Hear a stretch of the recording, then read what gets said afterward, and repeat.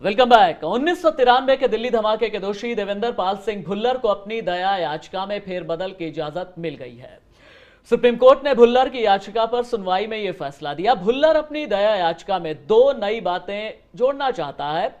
पेशे से प्रोफेसर भुल्लर को 2001 में मौत की सजा सुनाई गई थी और हाल ही में राष्ट्रपति ने उसकी दया याचिका खारिज कर दी थी।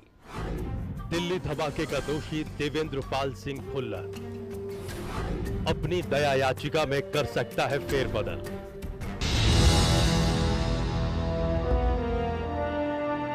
सुप्रीम कोर्ट ने दिल्ली के रायसीना रोड धमाके के दोषी देवेंद्र पाल सिंह भुल्लर को अपनी दया याचिका में फेरबदल की इजाजत दे दी है। दया याचिका में 2 संशोधन चाहता है भुल्लर। संशोधन नंबर 1, फांसी की सजा सुप्रीम कोर्ट की संविधान पीठ दे। संशोधन नंबर 2, संविधान पीठ में मतभेद हो तो फांसी न मिले। क्या इस फेरबदल से फांसी से बच जाएगा भुल्लर? देवेंद्र पाल सिंह भुल्लर को सुप्रीम कोर्ट ने दया याचिका में संशोधन की इजाजत तो दे दी है, लेकिन क्या इस संशोधन से भुल्लर फांसी के फंदे से बच जाएगा? क्या संशोधित याचिका पर विचार किया जाएगा? और अगर संविधान पीठ में भुल्लर की फांसी की सजा पर सुनवाई होती है तो उसे फांसी देने पर संविधान पीठ एकमत नहीं होगी। भुल्लर की बीवी ने कबूलनामे पर उठाया सवाल। फर्जी कबूलनामे के आधार पर सुनाई गई सजा। वहीं भुल्लर की पत्नी ने तो उस कबूलनामे पर ही सवाल खड़ा कर दिया है जिसे आधार बनाकर उसे फांसी की सजा सुनाई गई थी।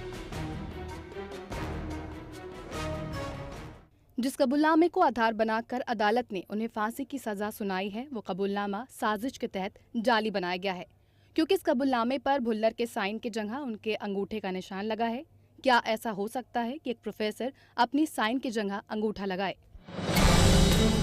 जिस प्रोफेसर ने दिल्ली को धमाके से दहलाया, क्या उसे बचाने की सियासी कवायद जायज है? एक तरफ देवेंद्र पाल सिंह भुल्लर फांसी के फंदे से बचने के लिए दया याचिका में संशोधन करना चाहता है, तो दूसरी तरफ उसे फांसी से बचाने की सियासी कवायद भी तेज हो गई है।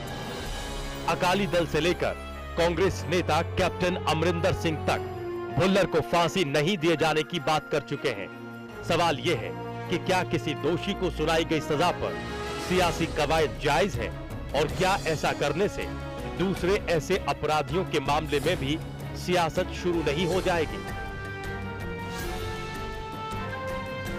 दिल्ली से सुमित नागपाल, इंडिया न्यूज। हमारे साथ हैं सुप्रीम कोर्ट के वकील आर.के. कपूर और हमारे legal correspondent Sumit Nagpal. R K. Kapoor साहब, ये जो सुप्रीम कोर्ट ने भुल्लर को दया याचिका में संशोधन करने की इजाज़त दी है, एक तरह से ये मामला फिर से खुल गया है, क्योंकि भुल्लर साहब ये कह रहे हैं कि इस मामले को संविधान पीठ में ले जाया जाए, वो फैसला सुनाए और वहाँ मतभेद हों तो बचा दिया जाए। एक चीज़। दूसरी तरफ ये अभी राजीव गांधी हत्याकांड के जिन अभियुक्तों को फांसी होनी है, वहाँ राम जेठमलानी साहब ने ये प्ली ले ली कि 12 साल से ज़्यादा मौत का इंतज़ार हो तो फिर इसको सजाए मौत नहीं किया जा सकता, और ये भी एक तरह से छूट का रास्ता तलाश किया जा रहा है। क्या आपको लग रहा है कि भुल्लर को इस मूव से कुछ राहत मिलेगी?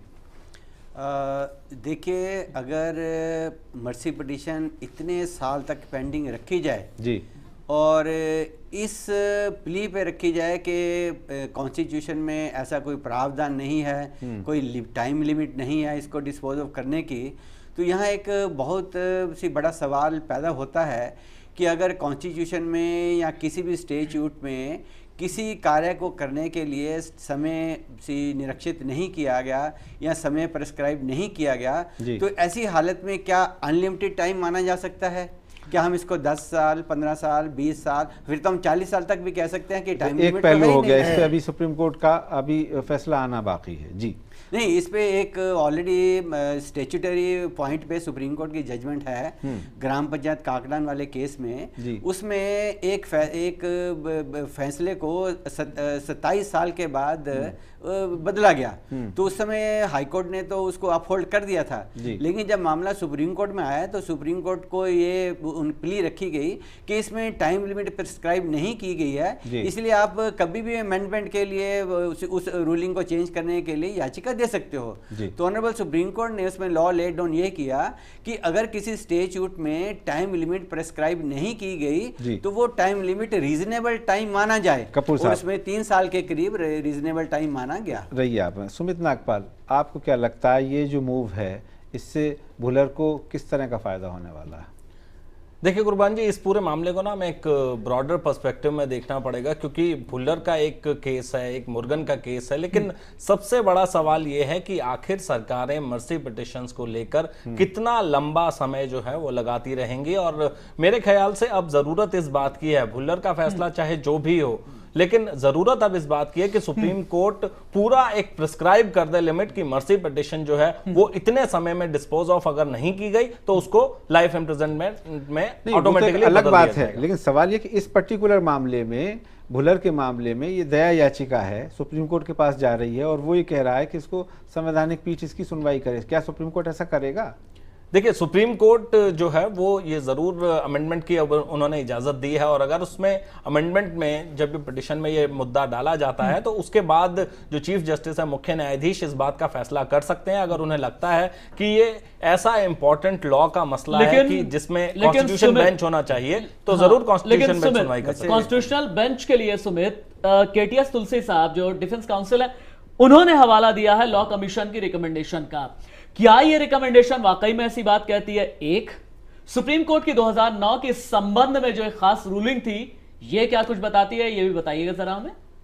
देखिए, जहां तक लॉ कमीशन की बात है, लॉ कमीशन खुद ये कह चुका है कि इस तरह के मसलों में रीजनेबल टाइम होना चाहिए, जैसे कि अभी कपूर साहब ने भी बताया कि रीजनेबल टाइम होना चाहिए। और जहां तक कॉन्स्टिट्यूशन बेंच की बात है, मैं आपको बता दूं कि अगर चीफ जस्टिस को लगता है कि एक लॉ बहुत इंपॉर्टेंट इसमें इन्वॉल्व है और 2 से ज्यादा जजेस को इसमें बैठना चाहिए, तो जरूर इसमें कॉन्स्टिट्यूशन बेंच भी सुनवाई कर सकता है। लेकिन सबसे जरूरी बात मैं आपको फिर बता रहा हूं, ये एक ब्रॉडर इशू है और अब सुप्रीम कोर्ट को ये लॉ ले डाउन कर देना चाहिए कि एक मर्सी पिटिशन जो है उसको कितने समय तक पेंडिंग रखा जा सकता है, और कोर्ट को ये जजमेंट में बताना चाहिए कि अगर इतने समय में ये डिसाइड नहीं किया जाएगा तो ये ऑटोमेटिकली लाइफ इम्प्रिजनमेंट बदल जाएगा। क्या इस संबंध में भी कोई एक खास रेगुलेशन नहीं होना चाहिए कि अगर जुडिशियल रिव्यू का कोई इस तरीके का संवेदनशील मसला है तो कम से कम उसमें ऐसी राजनीतिक रोटियां ना सेकी जाए, जैसा कि ये रिपोर्ट बता रही थी?